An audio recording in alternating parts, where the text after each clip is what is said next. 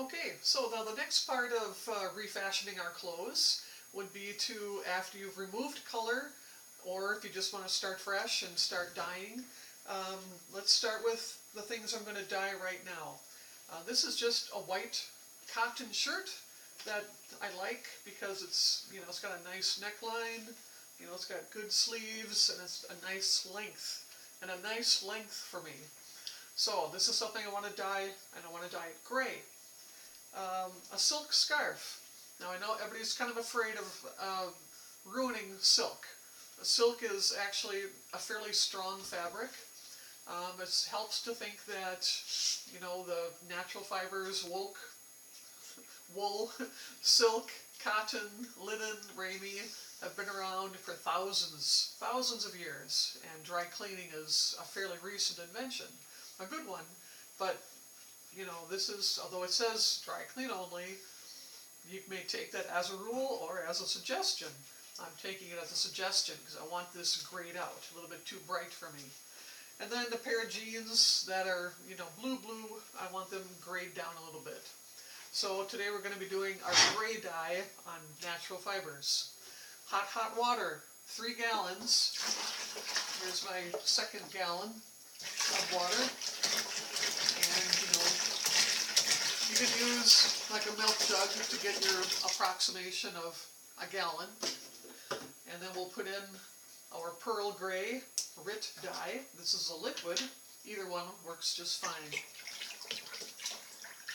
And because we're using natural fibers, we're dyeing natural fibers today, the cotton, we always be sure to put in a cup of salt.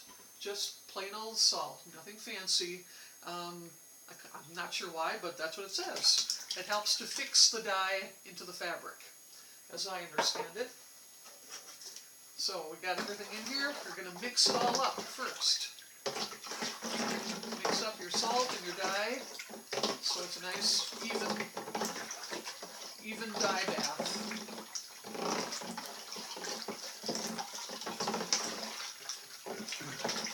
All right, and just to make sure that we have, so far there's 2 gallons of water. Make sure it's a really good hot temperature.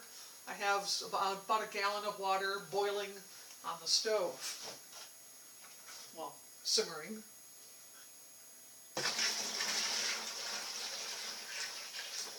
And we'll pour that in as well. Okay. Now when we put in our clothes, you need to get them wet first.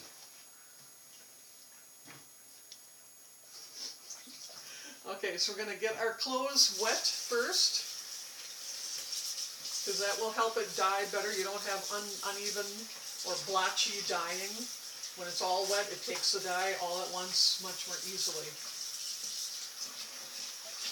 So that's why it's nice to have yourself right next to a sink. Okay, there's the first one.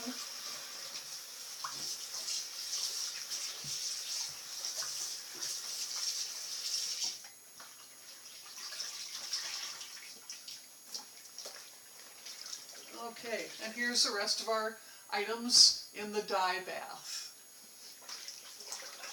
And we're going to mix it around, keep it moving, and make sure that there's plenty of water and not too many clothes. Otherwise, you're going to have uneven dyeing. And the silk scarf, this I will only keep in here for maybe 5 or 10 minutes. It's thinner material, and the silk will just drink up the dye. It really soaks it in very quickly. So I'm going to watch this after about 5-10 minutes.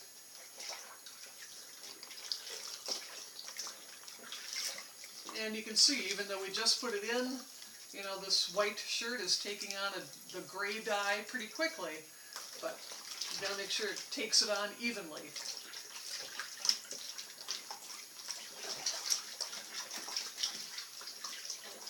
Okay, so we're just going to let this sit, and I'll continue stirring it for probably at least 20-30 minutes. Check it at that point, and if you feel like you need it to have more, then you can add more time.